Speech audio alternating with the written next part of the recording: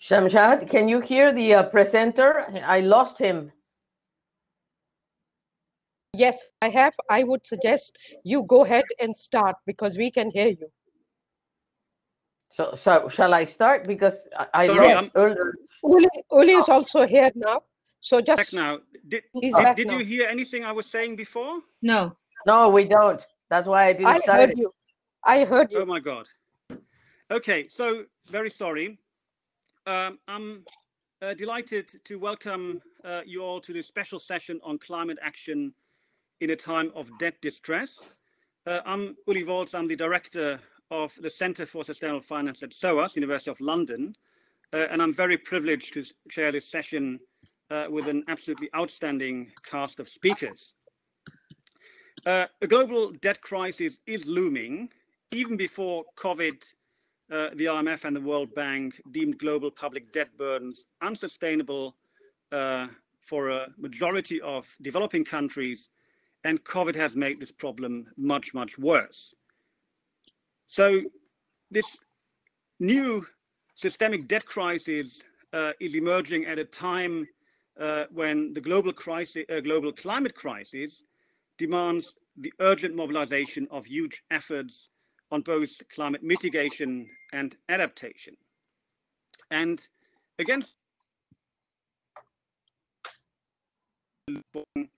the debt crisis, while enabling far-reaching actions for climate adaptation and mitigation.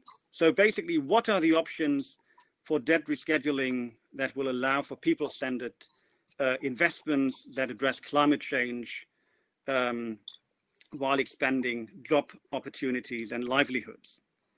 Let me very briefly introduce the speakers. We will first have a keynote by Alicia Barcena, who is Executive Secretary of the UN Economic Commission for Latin America and the Caribbean. Alicia has had a very distinguished career in the UN and has also held senior positions in the government of Mexico, among others. And Alicia has called for a debt for climate adaptation swap and the creation of a Caribbean Resilience Fund. After Alicia's keynote, I will invite the other speakers to make brief intro remarks, and then we'll have a panel discussion among all speakers. We will have Shamshad Akhtar, who is chair of the board of directors at Kandaras, Pakistan, and Shamshad served, among others, as the governor of the Central Bank of Pakistan, as well as finance minister of Pakistan. She's also been Undersecretary General at the UN and Executive Secretary of the UN Economic and Social Commission for Asia and Pacific, and has really a wealth of experience in issues around debt and sustainability. We will then have Jean-Paul Adam, who is Director for Technology, Climate Change and Natural Resources Management at the UN Economic Commission for Africa. And Jean-Paul, in a previous life, was Minister of Finance, Trade and Blue Economy in the Seychelles, where he negotiated a debt for climate change adaptation swap. I'll then invite Romina Piccolotti, who is the President of the Center for Human Rights and Environment and Climate Change Senior Advisor at the Institute for Governance and Sustainable Development. And Romina is a previous former environment minister for Argentina. And in that role, she implemented a debt for environment swap with the US. And she's recently published a note on debt for climate swaps. And last but not least, we have Stephanie Griffith-Jones, who is the Financial Markets Program Director at the Initiative for Policy Dialogue at Columbia University. And Stephanie is one of the world-leading experts on debt crisis and international capital flows. And she has actually arranged two of the very early debt for development swaps for Sudan and Chile. So we have an absolutely outstanding cast of speakers, and I would like to invite Alicia to deliver her keynote. And Alicia, it's a great honor to have you, and I'm very much looking forward to your speech. Thank you. And if I could ask colleagues to please turn off cameras now and then come back. Okay, so let me see if I can share with you my presentation. I'm going to do my best. Let's see. Just let me know if you can see it. That's very important for me. Can you see the presentation? Hello? Can you see the presentation? Sorry? Yes. Yes, we can see yes. it. Oh, okay. Oh, thank you. Thank you. Can you see it complete? Because yesterday I had a little problem. Okay. So what I'm going to do, and thank you so much for the invitation. I'm so glad to be joined by these fantastic panelists and you, and thank you for the opportunity. I am going to talk about climate action in time of COVID, debt distress, and I'm going to do the case of the Caribbean. So, of course, COVID is happening in a heating planet. I mean, 2016, 2020 will be the warmest 5-year period on record. Global sea level rising is increasing. Sea ice extent is declining. 1 meter water equivalent glacier ice lost per year. Ice sheets losing ice. So I'm going to refer to that in a minute in the Caribbean case. This is going to be the worst contraction in a century in Latin America and the Caribbean. And what's happening in our region is enormous fiscal costs are being disbursed. Limited resources due to the sudden collapse of sectors. In the case of the Caribbean, such as tourism. Tourism has fallen strepitously and with a decline of commodity prices. So in spite of this, they have injected resources around $1.5 billion in the Caribbean. More than 50% are loans. But basically, the debt burden is increasing. We believe that there is an urgent need to reform the international financial architecture system. First of all, to consider financial stability as a public good, and therefore the situation we are confronting today as a systemic problem, not a case by case. I'm very concerned that this is going to be seen as a case by case, but this is a systemic problem.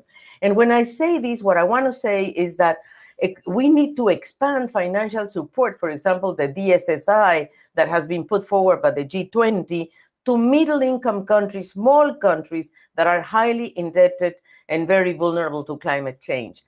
Middle-income countries represent 96% of external debt of developing countries. So DSSI is only focusing on the 4% of the global debt.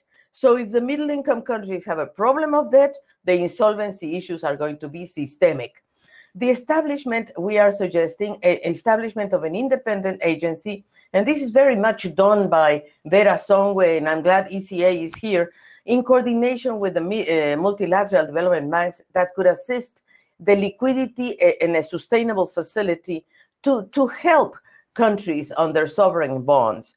The other proposal is to have a UN tax committee, because in the Caribbean, the problem is their voices are not heard anywhere. And when they have to raise their issues of blacklisting, gray listing, or even correspondent banking, they simply don't have a place to do this. And they are being imposed by OECD and by others. And we need to review the income per capita criteria and include vulnerability indicators. This is essential because climate change has an asymmetric effect on countries. Latin America and the Caribbean contributes only with 8.3% of the global green gas emissions, but is the most highly vulnerable region of the world in many ways, because look at 2,309 disasters affecting 297 billion, exacerbated by climate change, costing almost $440 billion. And the estimated cost with the main physical impacts will probably cost to the region 1 to 5% of the region GDP. So this is going to have a very huge impact in agriculture, droughts, health, and other areas, as you can see. So we are all, I mean, this is a very asymmetric situation. COVID-19 in a heating planet, climate change vulnerability in the Caribbean. Look at how many people live in below 5 meters. That is in the oceans, in the coastal areas. Look at, this is the blue lines are the population that are living 5 meters below the coastline. And then population that live 25 kilometers of the coastline, that is in orange. And of course, and in yellow, I mean, and population within 5 kilometers. So, and the Caribbean is being most affected. Look, this year we're going to have 16 storms. I think we already have 4. And look at Dorian. Dorian costed $3.4 billion in the Bahamas, 1% of GDP. So the problem of the Caribbean is that they think that they didn't do macroeconomic fundamentals very well, and that's why they are highly indebted. But the reality is that they are very vulnerable to climate change. So they have a debt vulnerability and very low growth because the GDP growth is going very much down and the debt ratio is going up. The total public debt is between 120 GDP ratio and it goes to 60% GDP ratio. So, and the Caribbean countries have structural vulnerabilities. So this is what we need to understand. Look at the levels of debt service that they have to pay. Caribbean countries have to pay between 30 and 70% of the government revenue. Nothing left to do other things. Antigua and Barbuda, Jamaica are paying, for example, 70% of the total government revenue. Antigua and Barbuda, 42%. So you can see that debt service is very costly for these countries. And of course, we have the increased need for fiscal measures, and falling tax revenues is raising the risk of debt distress. Here are the amount that the countries of the Caribbean are investing, 0.5 to 5% of GDP, except Barbados, who is investing 19.2%. And we have to say that the Caribbean countries don't have financial assistance. They don't have access to markets. The only 3 countries that have been able to access some loans are Jamaica, Trinidad, Tobago, Barbados, and the Bahamas. So increasing borrowing to cope with the pandemic will lead to a spike in global public debt. You can see here how much in 2020 the debt is going to go up in all the region of Latin America and the Caribbean. The number is not here, but it's 55%. A case for resilience, I think that we need to really help these countries to build resilience and to address vulnerabilities. And this has to be done, and the Caribbean countries cannot afford additional loans because they already have high debt. So ECLAC is supporting a debt relief for resilience, access to concessional funding, and a debt service standstill. So we want them to be included in the DSSI, as we will see right now. So we are suggesting a regional resilience fund as a purpose vehicle for adaptation, green investment to build back better. The total debt of the Caribbean is $57 billion. And the debt service, as I said, range between 30 and 70. We are asking a relief of 6.9 billion, 12% of the total debt. And that is to establish a Caribbean resilience fund that could link debt with debt sustainability. And that will be to do the following: to move into non-conventional renewable energies, nature-based solutions, agroecology. I mean, the Caribbean countries are importing 80% of the food. So they have to develop agroecology and aquaculture, digital inclusion, smart tourism, and sustainable resilience infrastructure. We have a portfolio of projects that could be done through this resilience fund. Renewable energies, we have calculated the amount of jobs that could be generated by each one of these renewable energy. We have all the detailed information of how many jobs can be generated in the operation, construction, and maintenance.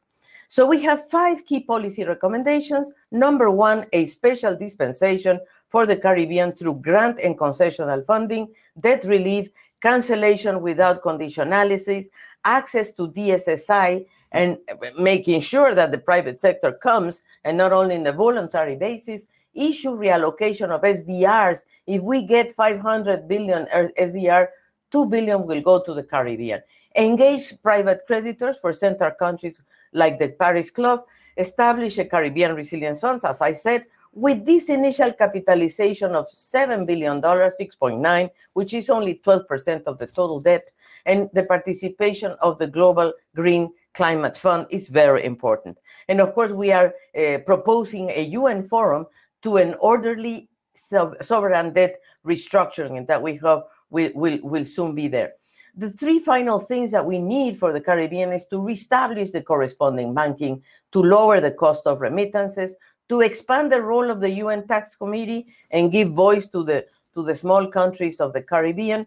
And we are suggesting a very, I would say, audacious proposal, which is credit rating regulation and a new public credit rating that could be independent, because we are in the hands of only three rating agencies. So, and in general, what we are suggesting in the financing for development is new SDRs issuance or reallocations to mix, expanding G20 debt service suspension to broaden the term to 2021, to broaden the beneficiaries, to mix seats, to include multilateral debt, and to ensure private sector participation. And of course, as I said, this initiative should be done in response to climate swaps, debt services payments into SDG related, ensure country ownership, create these regional resilience funds, and of course, institutionalizing state contingent debt instruments like natural disaster clauses.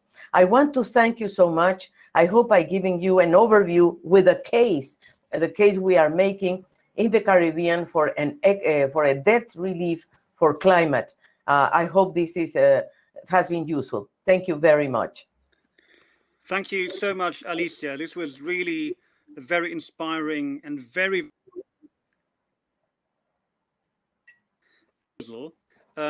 apparently for some the PowerPoint was not completely visible, but hopefully we can share this with participants later on. I think your case for a comprehensive systematic solution is very convincing. Before we have direct responses to your proposals and ideas, I would like to invite the other panelists to make their interventions, and I would like to ask Shamshat to please go first. Shamshat, the floor is yours. Okay, so good morning to people out there in New York.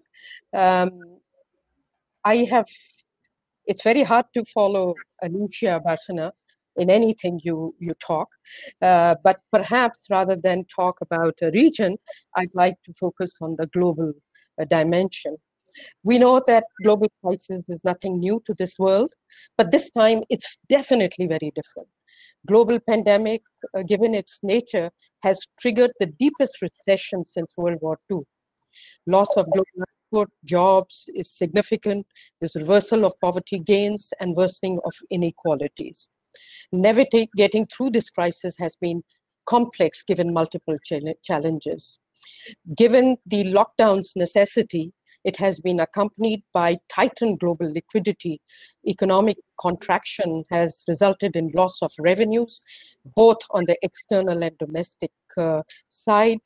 The shock to the developing and emerging markets that have been driving the global growth and exports has been phenomenal, so it is going to impact global economy.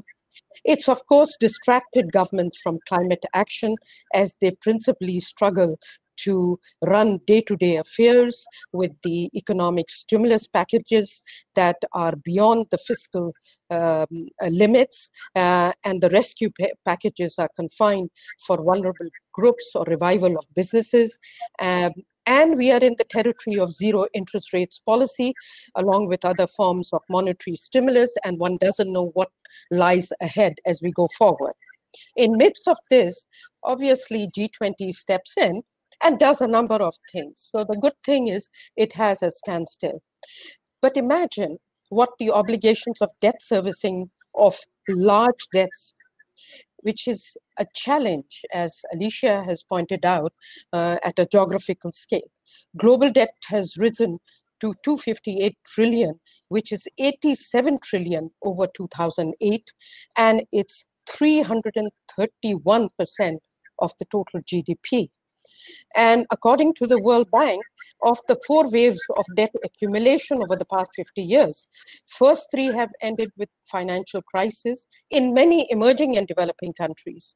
The latest wave since 2010 has already witnessed the fastest and the more broad-based increase in debt in these economies that we are targeting, emerging and developing. For emerging, it has risen by 54 percentage points of GDP to a historic peak of almost 170% of GDP. And there are latest numbers still evolving. Current low interest rates, of course, are low. So there is a hope that some of the risks associated with high debt, and if there is a recovery, could be mitigated. But I don't think so. It'll be some time when we have sustainable recovery. So emerging and developing countries face weak growth prospects, mounting vulnerabilities, and elevated global risks at the same time. Export markets have been dwindling. International cooperation has been there, but its scope and scale is limited as G20 grapples with crisis on its own doorsteps. The advanced countries are giving more liquidity domestically than internationally. So G20 debt standstill is limited to bilateral creditors, excluding multilateral and private creditors whose debt servicing liabilities were quite high. And even for countries with market access, the irony is the necessity to limit non-concessional borrowing during the suspension period might limit participation, but for others, it could be an essential provision of liquidity. Debt relief response, as Alicia has pointed out, and I fully support her recommendation, but I would go to the extent of saying they have to be holistic, coordinated, and equitable. They have to look at variety of criteria. This requires extension of the DSSI beyond 2020. I would go even beyond 2021, depending on what the developments in 2021 are, because we are going to have a second wave of COVID now, and we could have more complications. We have to reach out to multilateral and private creditors for considering debt relief on their obligation. Sizable collective action is critical on building and protecting safety nets, notably for low-income countries. Inadequacy of global action will hurt the pace of recovery, and attendant delays will be very costly beyond what it is today. So possible large-scale HIPIC and MRDI is critical. As you know, Jubilee Debt Campaign has estimated that cancellation of poor countries' debt payments, including to private creditor, would free 25 billion for the countries in 2020, or 50 billion if extended through 2021. So that's my recommendation too. Overall, the proposed standstill for bilateral loans for recipient countries represent 3.7% of their government revenues and 0.7% of their GDP.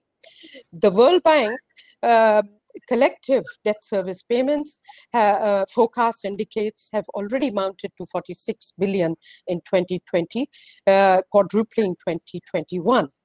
Now, just very briefly, if private lenders come forward, the impact of standstill increases in terms of the revenue by 8.8 billion. So if you add up everything, it's about 1% of GDP or 5.4% of government revenues. Of course, there are all these issues about the collective action clauses, but in legalities, if you get into, there will never be an end to any resolution. So a potential model would be debt reduction facility used under HIPIC initiative, but it requires extensive negotiation. Now, I have discussed this overall, but I'm going to speak less on the latter part. I just want to say that there is need to mobilize financing for rescue packages, accelerate and reinforce implementation of 2030 agenda for sustainable, inclusive, and green recovery, along with pursuance of low carbon pathways, swift action to climate adaptation and mitigations in line with Paris agreements to keep all the indicators which Alicia has pointed out. Climate debt swaps have happened in the past, but very small in scale. And there is a lot of literature that has been written. They have been very small in terms of their rescue effort. But basically what we need to do is to make sure that the debt swaps are organized in an efficient manner and in an effective manner, and make sure that the cost of administration is manageable and that it is focused on the larger scheme of things, not on little isolated ad hoc schemes. I'm going to stop here, and the rest of it can be covered because I know we have some very good outside speakers, and I'd like to hear them more than myself. Over to you. Thank you so much, Shamshad. And I can see that there is quite a bit of overlap and agreement between you and Alicia, and you are also calling for a systemic solution. And now it's my privilege to hand over to Jean-Paul, and we're keen to hear your take on this. Thank you. Thank you very much, Ulrich, and it's a great pleasure to follow two such great speakers, and I'm also in agreement with the key points that they've made. I think one of the first things that we need to ask ourselves when talking about debt is, what is debt for? Debt should be developmental. So it should allow development gains to be accelerated in a given country based on investments that can be done today, and with the confidence that future economic prosperity will allow repayment to take place in an affordable manner. Now, for the most part, if we look at the OECD countries, debt is an instrument which is leveraged effectively, both in times of plenty and in times of difficulty. On the one hand, it's used to multiply prosperity, and on the other, in difficult times, such as the ones we are facing now, it's used to protect populations and also to relaunch economies. The situation for Africa, however, and like much of the developing world, debt can be effective to finance their priorities when the sun is shining, but in times of distress, this debt actually becomes a part of their vulnerability and exacerbates their inherent vulnerability. And Alicia spoke in quite detail about some of the factors of vulnerability. Africa is extremely vulnerable, and climate change was one of the biggest factors of this vulnerability, even before the onset of COVID-19. Climate change has an annual cost to African economies of between 3 to 5% annually. And that's keeping in mind that before COVID-19, the average growth in Africa was 3.2%. So almost all of the gains that are made through economic progress are actually mitigated largely by the impact of climate change. We should also note that African countries are actually currently running large deficits, and this was the case even before COVID-19, where deficits were on average over 3%. The average debt to GDP ratio in Africa is also rising rapidly and is currently around 55%. And this is coupled as well with a scenario where Africa has an extremely low tax to GDP ratio of below 15%. And recent trends show that it is actually falling. The most recent figure that I have for 2018 is that the tax to GDP ratio is 13.4%. And this is coupled in the era of COVID-19 with rapid depreciation of local currencies linked to the impact on main currency earners, for example, in relation to commodity exports or in relation to tourism. So thus, while the debt-fueled stimulus, which is being deployed in OECD countries, it will probably be effective and is addressing a lot of those needs. In Africa, a lot of firstly, there's the lack of capacity to raise the stimulus from their existing access to financial facilities, but also it's diverting resources away from financing the Sustainable Development Goals. So one of the options in particular that I'll talk about in terms of my experience is that of debt swaps. I think these are some of the innovations that can be of particular interest because they can help us adapt to climate as well as addressing some of the needs of the SDGs. So when I was working in the Seychelles government, Seychelles undertook a debt swap, and as far as I'm aware, it was Africa's first debt swap in 2015. And the debt swap that we undertook allows a portion of the country's debt to be bought back in advance at a discount. In Seychelles' case, the debt was bought back from the Paris Club of Creditors using a vehicle that was part financed by a soft loan from the Nature Conservancy, which is a US-based nonprofit organization, and also together with grants that have come from philanthropists supportive of environmental protection. The repurchased debt is transferred from external creditors to the specially created Seychelles Conservation and Climate Adaptation Trust. So this debt is continuously serviced by the government, but instead of paying external creditors, it's paid to the trust. And it's paid on more advantageous terms and paid in local currency. So in Seychelles' case, the average interest rate dropped from almost 8% to below 3%. The payments to the trust are then reinvested in climate adaptation projects, and in Seychelles' case, specifically to support the creation of marine protected areas covering 1/3 of Seychelles' exclusive economic zone.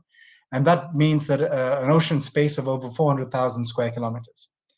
So the debt swap that Seychelles undertook also opened the door for further financial innovations, including the launch of a sovereign blue bond in 2018, as the conservation and adaptation trust that existed was also used as the vehicle to manage the proceeds of bonds that were floated on the international market. The bond became affordable because it received the guarantee of the World Bank, hence making it more affordable in relation to the normal cost that the Seychelles government would have paid. And this is something that is important for developing countries, a lot that don't have market access in the first place, and others who do have market access but pay a premium. So the project was also supported by the Global Environment Fund, which allowed a portion of the proceeds to also be used as grants to finance adaptation projects as part of Seychelles' Marine Spatial Plan, and therefore contributing to climate adaptation. So debt swaps and green and blue bonds should become part of the architecture to respond to the climate crisis, and also allow us to build back better post-COVID-19 and allow us to mainstream this sort of climate adaptation funding. I fully agree with previous speakers to say that it must be part of the systemic approaches that we can take. Alicia also mentioned the work that UNECA is doing to support African countries and also developing countries in general, to build regional capacity to undertake the preparation for debt swaps, but also to address the cost of financing more generally. And we're using in particular an innovation called the Liquidity and Sustainability Financing Facility, which will hopefully allow countries to reduce their cost of financing by tapping into the support from AAA rated countries, and also by leveraging existing, for example, energy assets to raise additional finance. And this additional finance can come from the private sector. It's a question of making it affordable.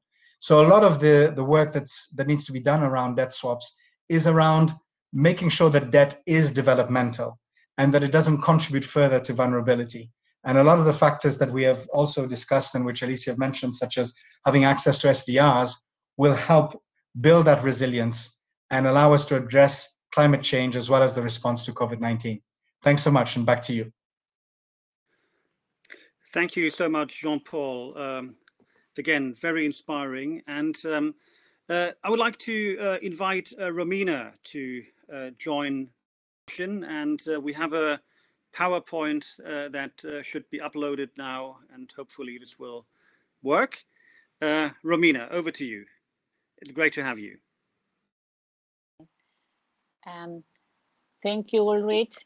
It's great to be in this panel. I think it's so opportune to have this discussion, and thank you for putting it together. It's an honor to share the panels with such experienced officials and scholars. So the key, I agree with everything that has been said here, including, and I think that's a very important point from Alicia about this systematic approach. So the question is how to do, for me, is how to do this systematic approach at the same time that we move forward, that show us how the pathway. So I prepared this small PowerPoint to launch this discussion. It's called the synchronizing the sustainability of the debt with the sustainability of the earth in times of the pandemic, which I think summarize the three challenges that we are facing as a global community, fighting a pandemic, and at the same time, a climate emergency is looming in the near horizon, and also there is a debt crisis also in the horizon that has been already warned many times during the past years by different financial institutions. So this challenge might present an, I think, unique opportunity for humanity to save ourselves. And the decisions that we made today are life and death decisions for millions of people. And I think we need to take this in mind when we approach these issues. Could you please move to the next slide? So so this slide shows basically the context where we're trying to implement this kind of debt relief packages. And as I say, will represent the difference between life and death situation. So 40 to 60 million people will be pushed into extreme poverty. This is something that the World Bank had said in August, and it's a consequence of the impacts already of the pandemic. Debt reached a record of 253 trillion last year. That's equivalent to 322% of global GDP. And I have been said before by the speakers, almost all of the revenues, the large percentage of the revenues of developing countries are just going to serve the debt. So there's no room at all for development or for increasing climate ambition or climate resilience. More than 40% of developing countries are at high risk of debt distress. In 2019, before the pandemic, more than 60 countries spent more on debt servicing than on public health. So obviously, nobody was prepared for when a global pandemic struck.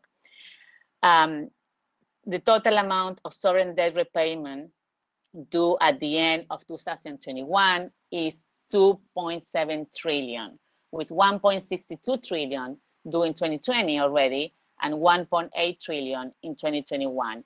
It is clear that most of the developing countries will not be able to repay the debt as was negotiated. So debt restructuring is happening as we speak and will happen massively. In 2019, also climate change contributed to extreme weather events causing at least 100 billion in damages.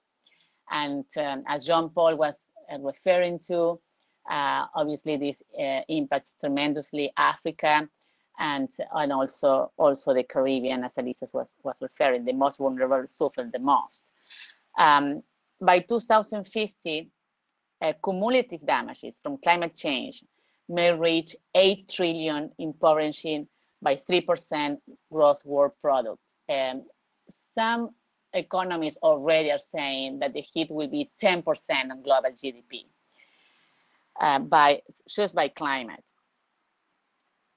And as the IPCC has told us on the 1.5C report, we have 10 years to remain under 1.5 and to revert the course of irreversible climate change, where mitigating short-lived climate potential is essential to revert the crisis and tackle the emergency. Can we move to the next slide, please? So, connecting the dots, and many of you have already seen these pictures many times. That's the little dot over there is the Earth. So when I say connecting the dots, is to save that dot, basically, that is planet Earth. And what we do have today that we didn't have when I was implementing the debt swap for environment in Argentina. We did a bilateral agreement with the US, and that allow us, as in the case of John Paul, to undertake several projects in exchange for the swap to protect the environment. We do have a Paris Agreement. We do have the Montreal Protocol, Kigali Amendment. We do have the UN Biodiversity Convention, and we have IPCC Special Report on global warming of 1.5. I mean, this is a strong governance pillars that I think can help us on this systematic approach. Some of these treaties include strong scientific panels that can guide governments on what can deliver the most, on jobs, on resilience, on to tackle the climate emergency, and at the same time provide some vehicles, including NDCs, national action plans, etc., that governments, can use when they negotiate also the debt portfolio and include this as part of the governance structure. Can we move forward to the next slide? So I developed these principles after having a lot of discussions with many stakeholders, including governments and officials at different financial institutions. It's just, these are just very, very preliminary, but I wanted to share this with you.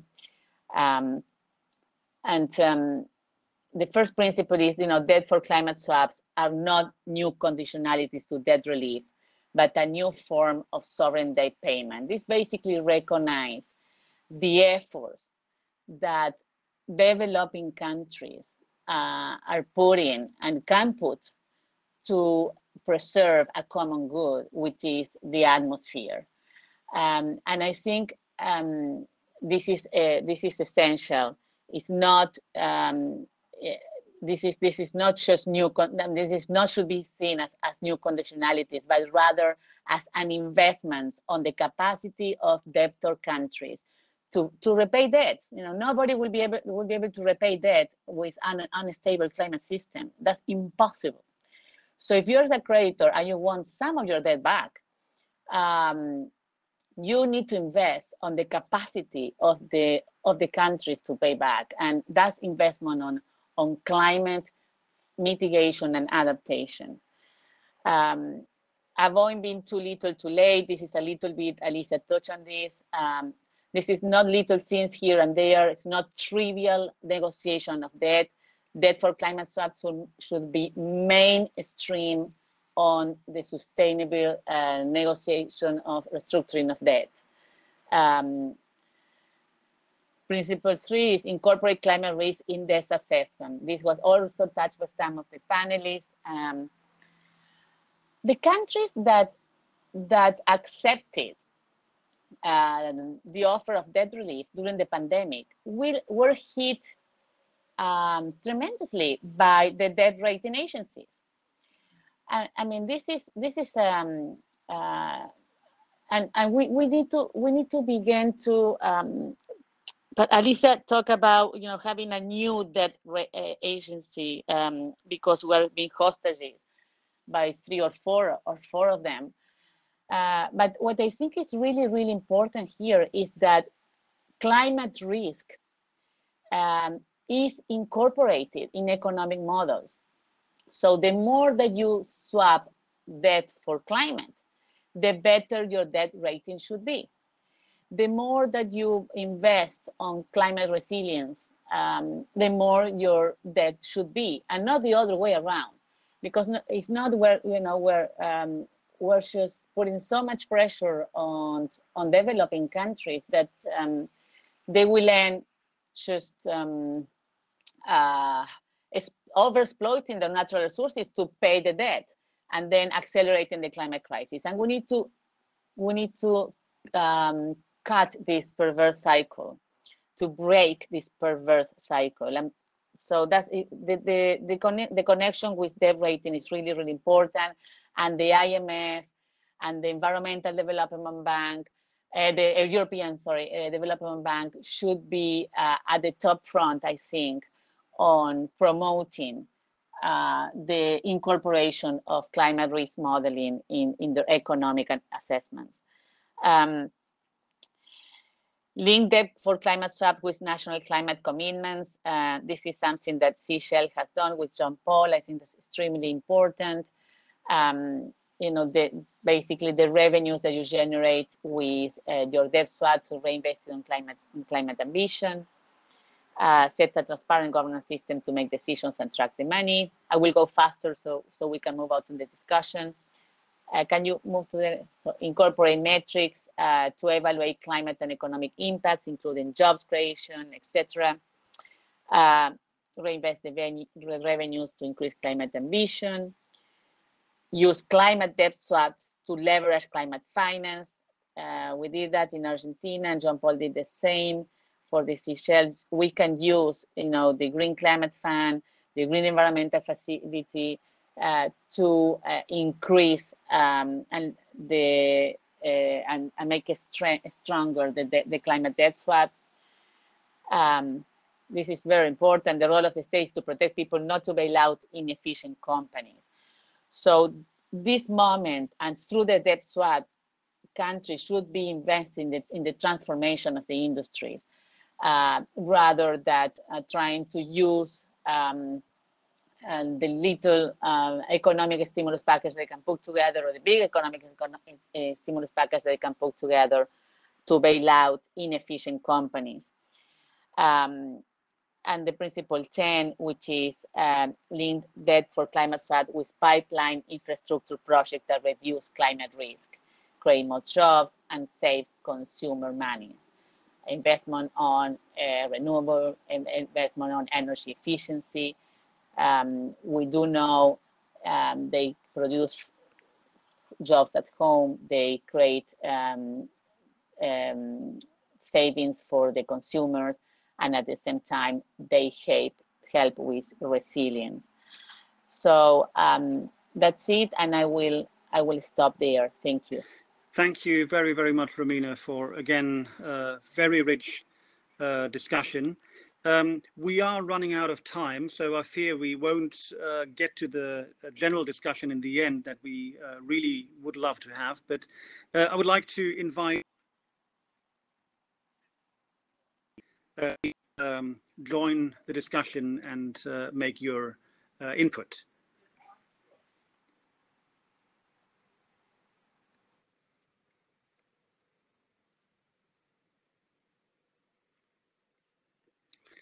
Stephanie, are you there?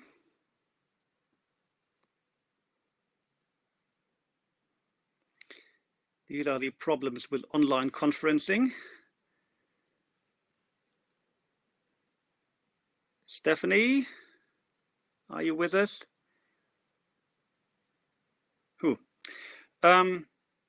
Okay, let's hope that Stephanie will join in a moment, but if I could please invite all speakers to go back, turn their video on, and then we'll start the discussion now. I hope Stephanie can manage to get back in. But Shamshat is there, Romina. It's a pity that we've lost Stephanie, because she would have, without doubt, made some very insightful comments. So we have, well, a little bit more than 5 minutes left, which doesn't lend itself to a very elaborate discussion, especially not since we had so many very rich points. I would say that so there are no questions in the chat right now, but I would say let's briefly talk what are in terms of moving ahead. We've heard a lot of great ideas now. How do you think could we really move this agenda ahead? If everyone could just spend 1 minute on saying how to advance this agenda. I mean, there's a relatively broad agreement on the general direction of travel, I would say. But we go in the order of appearance. So if I could call on Alicia to go first, and please everyone keep with 1 minute, because we have to close on time, because there will be another very good panel directly after us, and we must not eat into their time. Alicia, please, and also kind of 1 minute comment and closing statement at the same time. And you're unmuted, muted. Turn my mic on. Okay, thank you very much. I truly enjoy the panel, and thank you so much. what I would like to say is that I think we want to go for 5 things, and I guess this is where I believe we have to make us a tangible results. I think the Financing for Development initiative of the Prime Minister of Jamaica, Canada, and the Secretary General is an opportunity. We need to make sure that on 29 September, we have the heads of state there. We had a very powerful meeting yesterday with all the Caribbean prime ministers, and we discussed these issues, and we agreed that we're going to go for these 5 proposals up and running, because we believe that these are essential. So we are going to go for the special dispensation for the Caribbean, grant and concessional funding, debt relief without conditionalities, access to enhanced DSSI, bringing in the private sector, extending the term, and of course, including middle-income countries, SIDS. Secondly, issuance and reallocation of SDRs. We believe this is possible. It has to be done for the establishment of the Caribbean Resilience Fund with this $7 million, which is 12% of the total debt of the Caribbean. And 5, we need the Green Climate Fund, GCF, to come in. And I think we are in very good shape to at least get these 5 proposals. And Jean-Paul, we are seriously, yesterday the Prime Minister of Barbados mentioned the elements that you said about the special vehicle of sustainability and liquidity, because that is for countries that have access to markets. And that's to alleviate them liquidity to these. Some countries do have access to markets, but some don't. So we have to make sure that we prepare those. But I think we do have capacity to do and to get tangible results on 29 September. We have to push for that. And we have all the prime ministers of the Caribbean on board. And we hope the rest of the Latin Americans will also show there. I think this is what we can do. We have to convince them to be there. This is a political process. Thank you. Thank you, Alicia. I just saw that Stephanie is back in the room. I hope she can join us at least for the last 3 minutes. And I'm very sorry, we have to log off on time because there will be the following session. Stephanie, are you with us? And in the meantime, may I ask Shamshat to please clip in? And you're on mute. Can you hear me? Sorry. I'm really sorry. I don't know what happened. Let's move to Stephanie. So I'll be very quick. First, I want to say I'm delighted to be here with such excellent speakers and distinguished.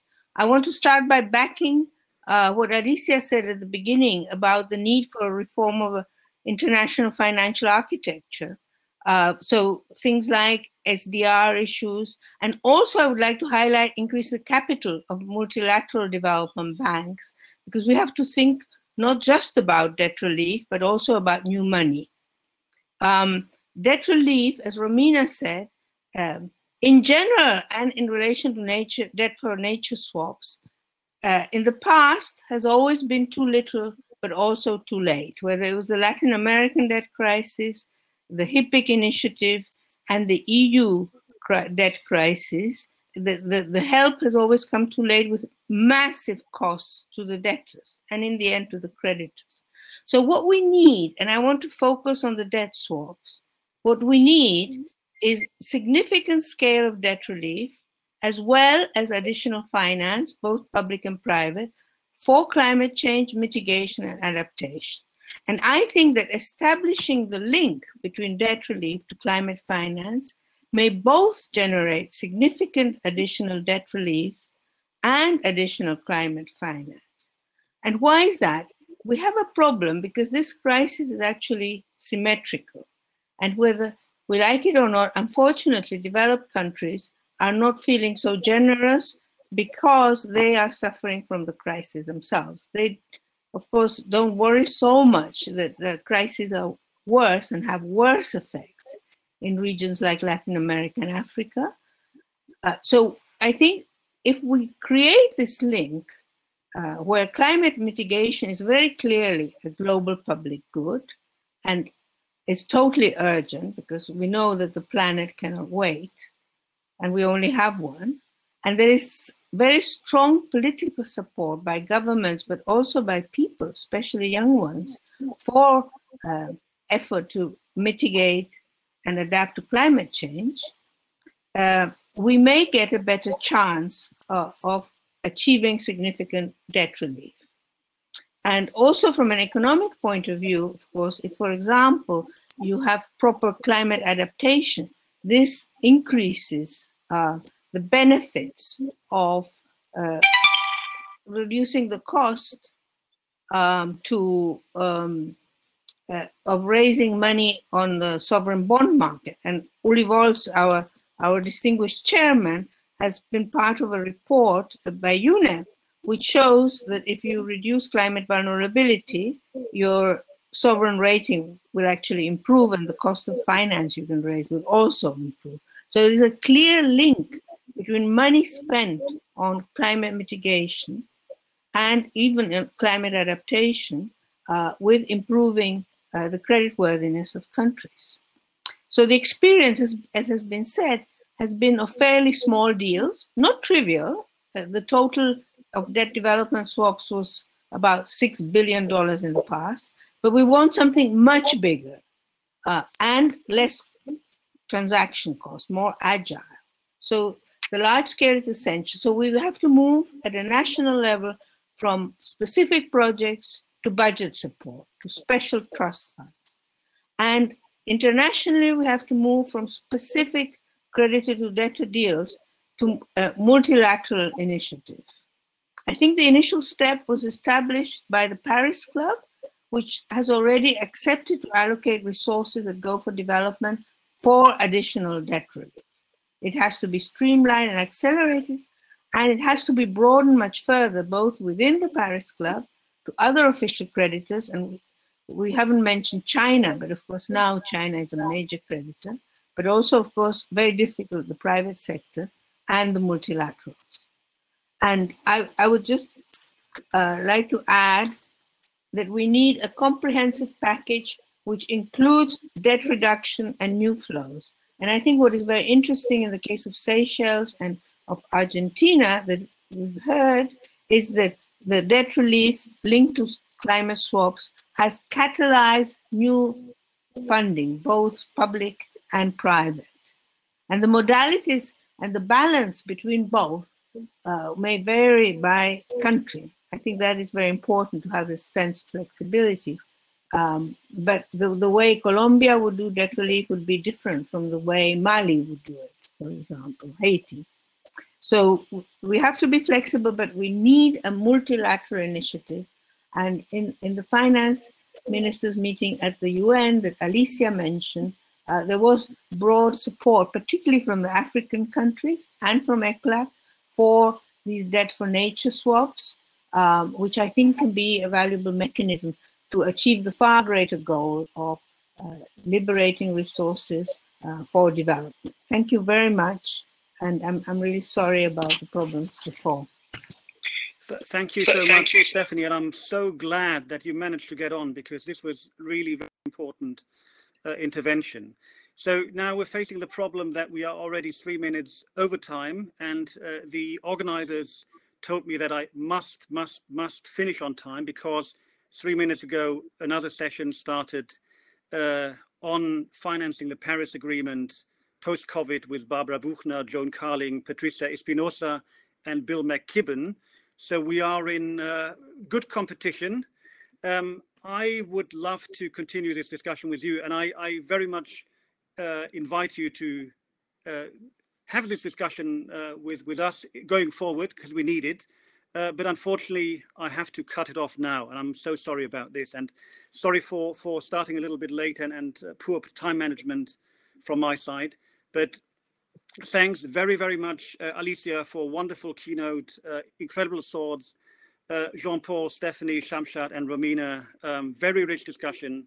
We'll close now, and have a great rest of the day. Thank you, and bye-bye. And do join the next discussion with Barbara, Patricia, and Bill. Thank you. Bye-bye. Thank you.